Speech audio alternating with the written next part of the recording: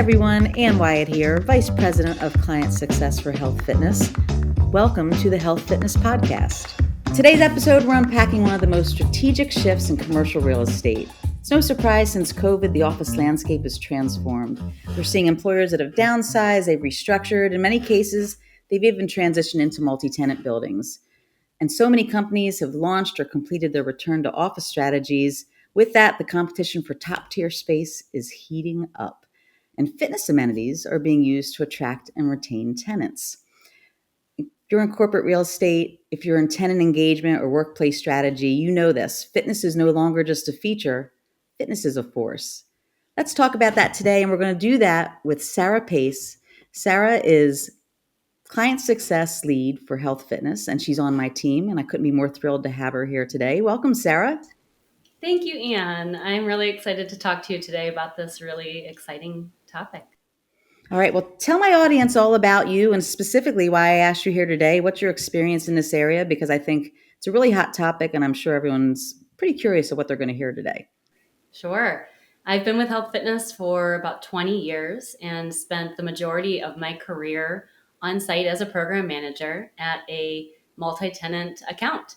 And now as a client success lead, I support some of the same exact types of accounts and couldn't be more thrilled to come full circle and be a big part of this new trend in fitness. Well, I feel like you grew up in this space, so you'll have a lot to share about how things have come a long way. And I think that's important for us to understand today. But before we get started, I do have a question for you. It's Health Fitness's 50th anniversary. And so what we're trying to focus on this year is all the trends that we've seen over time. So tell me, what was the fitness trend that you liked over the years best? What's your throwback? The one that stands out to me the most is Billy Blank's Tae Bo. We'd grab our friends, the sorority sisters. We'd play that DVD in the basement, and we'd all, be in sync with our jabs and punches, and just it was a nice way to get active together. And he made it so fun. So many of my guests have liked Tae Bo and Billy Blanks. He's a fun one. So, and did you watch it on VHS? Did you watch it on DVD? I believe they were DVDs. DVDs. I Okay. Well, you're a little more advanced than the others. They were VHS tapes, and we had to explain what that was to some of our audience. That was fun. So. All right. Well, why don't we dive right in? Right now, I think it's important. I think we just open up with a broad question, or why are on-site fitness centers becoming such an important amenity for commercial real estate building owners? I think the fitness center is realized now as a big attraction for tenants. Our property managers are recognizing that it's one of the first things a tenant sees when they are touring a campus. We know that they are trying to reinvent the employee's workday and want to make sure that they're providing some of the same amenities and perks that they were when they were in their corporate office, let's say. Right. And the fitness center on these multi-tenant properties is typically very beautiful, and so are the properties and the campuses themselves. There's a lot of green space. There are beautiful restaurants, and the fitness center is a part of that campus. Right. A potential tenant looking for some space for their employees may be seeking that out. It's table stakes now, and they're really excited to have that opportunity to provide for their employees as a place to work out, to build a community, and to, again, be a part of their everyday workday. Right. Well, and I know too, I think about multi-tenant facilities, and you worked in one, I'm sure, in the past. It was all just about a nice fitness center, maybe a nice cafeteria. And now we're seeing like these unbelievable spaces that really become a destination for work, right? And I think that when we see that, it really makes the employee experience so much better. So that's why they're so focused on all of these amenities, with fitness being at the forefront. What trends are you seeing in the tenant expectations around fitness and wellness in the recent years? I know that it's shifted. It's not just about that fitness center anymore. Yeah, it's one thing to have a fitness center and just let the employees use it. I think it's a completely different experience if you have a team like ours who can drive engagement who can become event planners essentially and put on special events, partner with different vendors who are also on campus to offer food services or utilize the green space or the beautiful lawns that we have. For example, some of our program managers have partnered with the on-site cafe to do a morning walk or hike and provide some coffee. So we've called that Coffee and Climb. Coffee and We've I love also it. done an after-work activity that would incorporate some mocktails, and we do a trails and mocktails event. So we're really seeing some of those really unique events bring the campus to life, but also really energize the employees throughout their entire day. So they're not coming in just to do their work and sit at their desks and then leave, but they're really taking full advantage of all of these amazing amenities on campus. Right. So you mentioned about, the fitness center itself. And you talked about outside the fitness center, which I think is just as important in these spaces. What are the creative ways to get people, what are the programs that you're doing to get people to use things beyond equipment? Because I know there's classes, the types of get-togethers you mentioned with the mocktails and the coffee and anything to drag them into the hike, right? But Yeah, what else yeah. can they be looking at? Yeah. Well, our staff is there to support their overall well-being. And if an employee is simply looking for a break from their computer screen or their desk, we can provide a simple workout that they can complete in their work clothes, essentially, just to move or stretch or use the foam roller. And we can take that as far as personal training or group fitness classes. We also have a lot of recreation opportunities on these campuses. So Hmm. many of our sites have pickleball courts, and we have an event happening this fall with a serve challenge. So all abilities are welcome. It's simply how many serves can you get into the opposite court on the pickleball court? And it really engages the population in a way that is simply to provide additional opportunities to move. At another of our locations, we had a 3-point shootout, a basketball competition on their half court basketball that was on campus. And again, all abilities were welcome, and our program manager acted as MC with walk-up songs and just created this entire event out of the recreation space that existed on campus. But we really try to meet our employees and our members where they are and provide an opportunity for them to move with whatever amount of time they have. And you're bringing people together from across the companies that are in those buildings, typically, correct?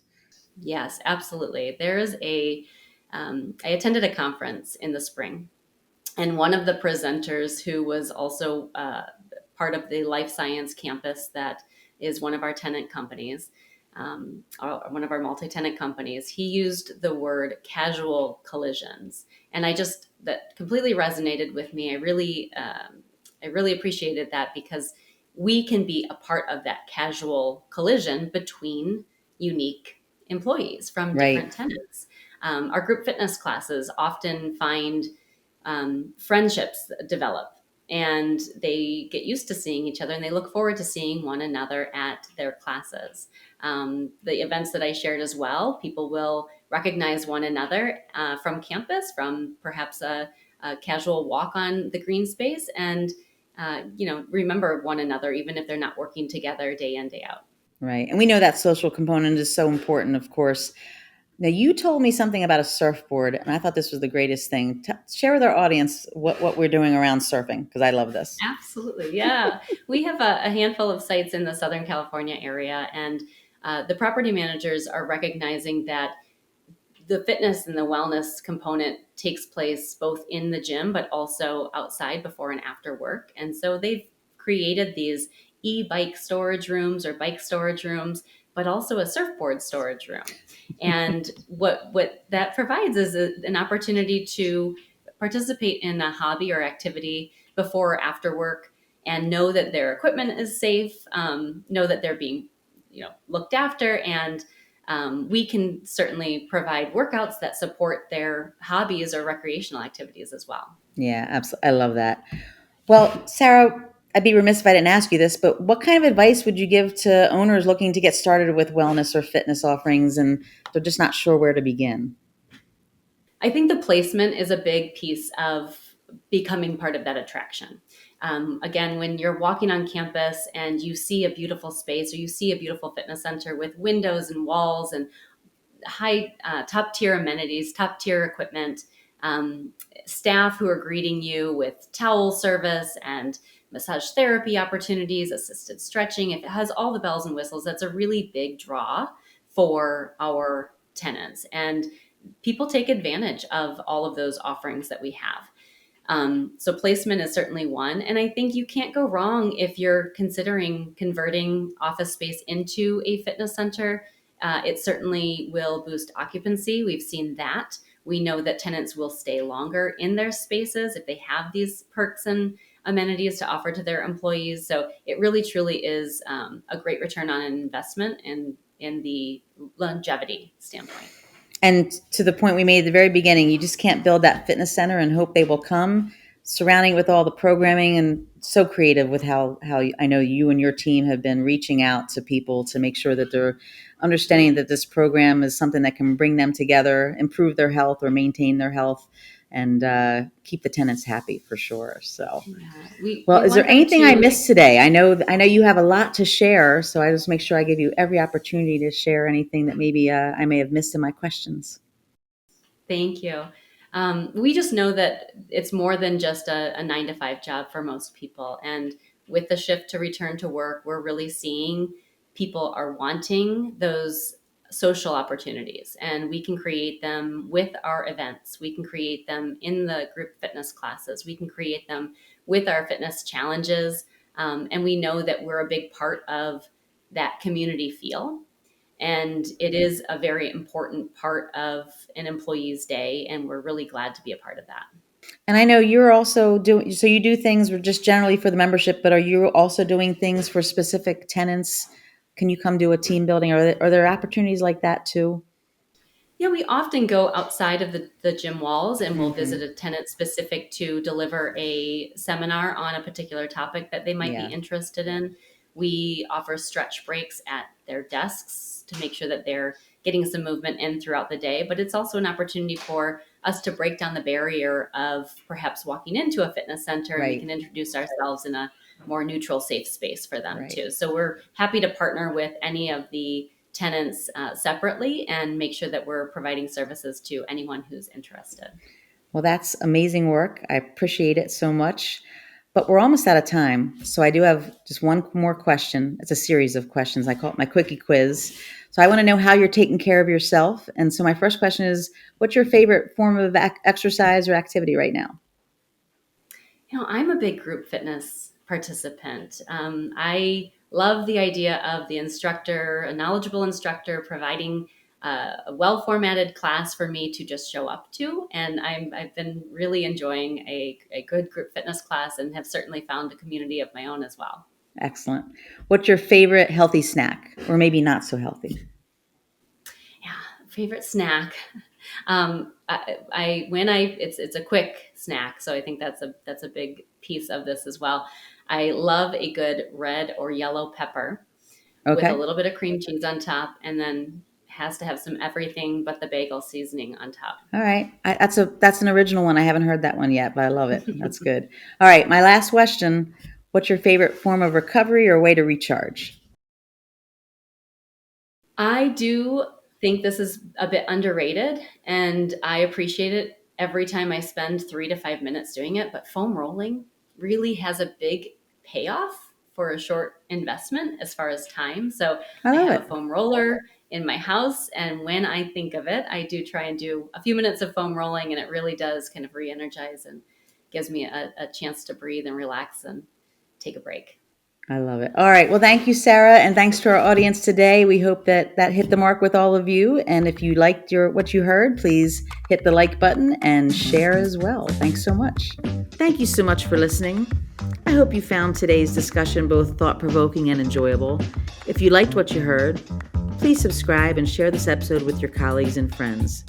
We'd really love for you to stay connected with us. Until next time, take care, stay active, and stay curious.